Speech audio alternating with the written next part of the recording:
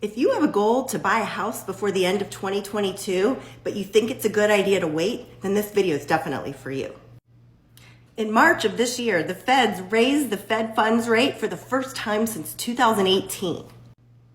The Fed's fund rate dictates how much banks have to pay to borrow money. So whenever they have to pay more, they always charge more to their consumers for debt that they issue them. As predicted, this rate hike affected mortgage rates, and mortgage rates increased. As you can see, the real increase started in March when they raised that rate. But if you look back from the first week of the year to just a week ago, rates have gone up almost 2%. I always tell my buyers, when mortgage rates go up by 1%, they lose 10% of their borrowing power. And if you do the math here, you can see that that's exactly what happened.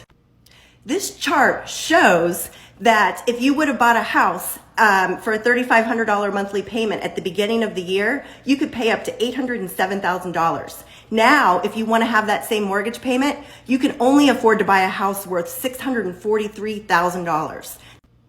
As this article shows, back in March, when they raised the Fed funds rate, it was by 1/4 of a point. They have just announced that on May 3rd or 4th, which is next week, they're going to be increasing it by an additional 0.5%. The feds have also made it be known that after this May hike, that there's probably going to be at least 2 more this year, if not more than that. That means interest rates probably are going to keep continuing to rise through the end of 2022.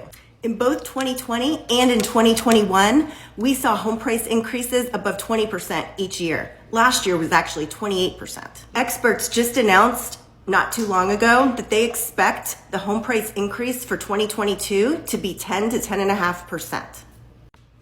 In summary, if you keep waiting to buy that house, you're either going to need to be looking in a lower and lower and lower price point, or you're going to need to be willing to have a higher payment. Please check out my other videos and follow me for more real estate tips.